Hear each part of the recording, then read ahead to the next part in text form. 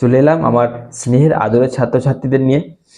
বহু students SN একাডেমির তরফ থেকে আপলোড হওয়া আজকে যেটা আপলোড করেছি বা যেটা হলো, এটার অপেক্ষায় ছিলে। আর আমি এটা জানার পরেও কিছু করতে পারছি না যে আমার আপলোড করতে একটু দেরি হয়ে যাচ্ছে। কারণ এখানে যেহেতু অনেক স্টুডেন্টস পড়াশোনা করে, প্রত্যেকটা কলেজ থেকে এখানে স্টুডেন্টসরা পড়াশোনা করছে। যারা তোমরা থার্ড সেমিস্টার দেবে, তোমাদের পরে ফোর্থ সেমিস্টার যখন তোমরা হচ্ছ, তো অগ্রিম বুকিং শুরু হয়ে গেছে। তো সেইটা বুকিং করা। 2 নম্বর, সিক্স সেমিস্টারে ক্লাস চলছে। ফার্স্ট সেমিস্টার যারা এবার এক্সাম দেবে তাদের ক্লাস চলছে অনলাইনের বলছি।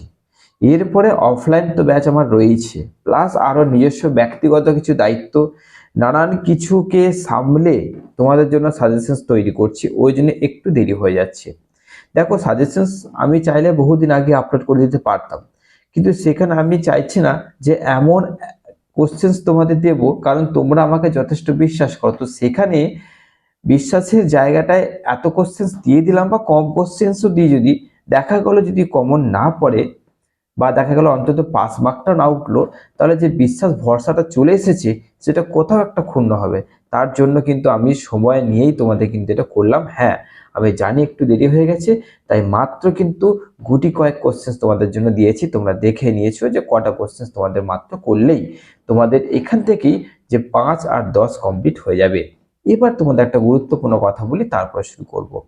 5 নম্বরে যে তোমরা নর্মালি যে কোশ্চেন্সগুলো হয় না, যে সমাস কাকে বলে, বাক্য কাকে বলে, বচন কাকে বলে, এই যে কোশ্চেন্সগুলো হয় নর্মালি, তো তোমরা 5 নম্বরে যে এইগুলো কমন পাবে খুব গ্যারান্টি কিন্তু নেই। কারণ 5 নম্বরের জায়গায় একদম প্রথম থেকে কি পড়ে, যে তোমাদের কারক বিভক্তি নির্ণয় করো, সন্ধি বিচ্ছেদ করো, ব্যাস বাক্য সহ সমাস নির্ণয় করো, তারপরে এটা কোন পদ, নিম্নোক্ত দাগ দেওয়া বা আন্ডারলাইন করা পদটি কোন পদ সেটি নির্ণয় করো, এরকম করে কিন্তু যে কোনো 5টি করে তোমাদের করতে দেয়।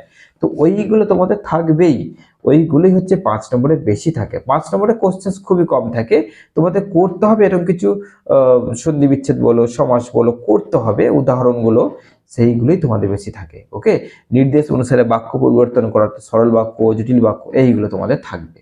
তো ওইগুলো তোমাদের করতে হচ্ছে 5 নম্বরে। 10 নম্বরে তোমাদের যে বড় প্রশ্ন থাকবে সেইগুলো তোমাদের আজকে বলে দিচ্ছি। এবার তোমাদের যদি কপাল থাকে, তোমরা এখান থেকে 5টাও পেয়ে যাবে। ওকে, তো চলো দেখা যাক কি কি কোশ্চেন তোমাদের জন্য আজকে রেখেছি। চলো,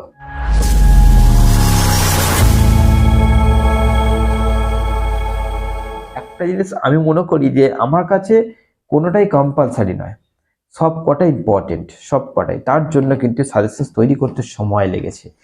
গুরুত্ব দিয়ে দেখো যে আমি কি করেছি, আমি অধ্যায় ভিত্তিক তোমাদের সাজেশনস করে দিয়েছি, যাতে তোমাদের সহজ হবে বুঝতে, যে আচ্ছা এই অধ্যায় থেকে মাত্র একটা, এই অধ্যায় থেকে মাত্র দুটো, এরকম তোমাদের করে দিয়েছি।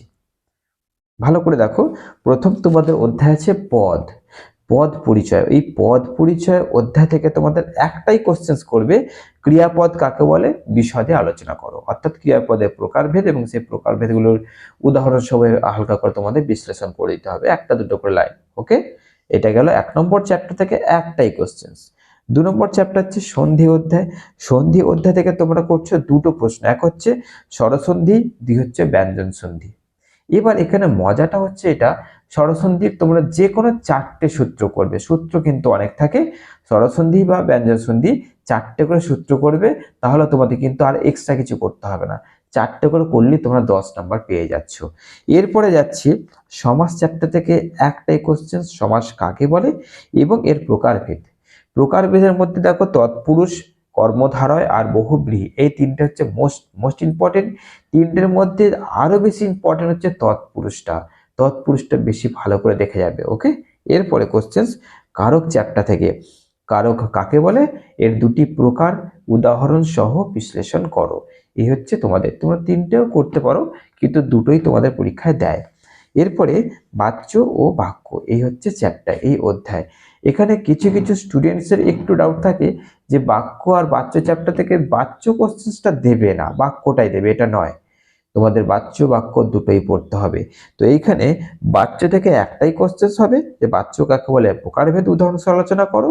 আর বাক্য থেকে কি হবে, ভাবগত আর গঠনগত দিক থেকে বাক্য কয় প্রকার ও কি কি। এখানে ভাবগত দিকটা বেশি ইম্পর্টেন্ট, ওইটা তোমরা করে নিচ্ছ।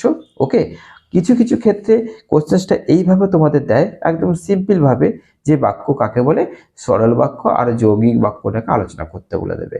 এইভাবে তোমাদের কোশ্চেন দেয়। ওকে, এরপরে তোমাদের যেটা আমি লক্ষ্য করেছি ফিফথ সেমিস্টারে যেটা হয়েছে, যে এক্সট্রা যে কোশ্চেন্সগুলো আমি দিই খুবই কম দিই, একটা থেকে দুটো বা খুব জোর তিনটে বেশি আমি এক্সট্রা কোশ্চেন্স দিই না।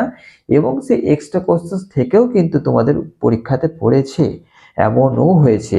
তো ওই জন্য আমি তোমাদের এখানে মাত্র তিনটে এক্সট্রা কোশ্চেন্স দিলাম, যেটা হচ্ছে অব্যয় কাকে বলে, বিশেষণ কাকে বলে, আর সর্বনাম কাকে বলে। তারপরে তো এদের প্রকারভেদ উদাহরণ সহ আলোচনা যে কোনো দুটো, এগুলো তো তোমরা জানোই। মানে তোমাদের অব্যয়, বিশেষণ আর সর্বনাম, এই তিনটে তোমরা আগে এইগুলো হয়ে গেলে তারপরে তোমরা কিন্তু কমপ্লিট করছো। ওকে, তো তোমাদের এসইসির এই যে সাজেশনস তৈরি করে দিলাম, আদার্স যে কোশ্চেন্স গুলো আছে সেগুলো তোমরা পড়বে কি পড়বে না সেটা তোমাদের নিজস্ব সিদ্ধান্ত, আমি বাদ দিতে কিছু বলবো না। কিন্তু আগে আমি যেগুলো দিলাম সেগুলো অবশ্যই দেখো। আর এগুলো বেশি ইম্পর্টেন্ট আমার মনে হলো, তাই আমি তোমাদের জন্য দিলাম। এগুলো তোমরা যদি গুছিয়ে করে নিতে পারো তাহলে তোমাদের কিন্তু এসইসি বাংলা নিয়ে আর কোনো চিন্তা থাকবে না। তো চলো চটপট পড়া শুরু করে দাও। আমি জানি বেশি সময় নেই, আমি তোমাদের কাছে ক্ষমা চেয়ে নিচ্ছি একটু দেরি হলো বলে। আমাকে তোমাদের ভালোবাসার চোখে একটু ক্ষমা করে দিও। চলো, ভালো থেকো, সুস্থ থেকো।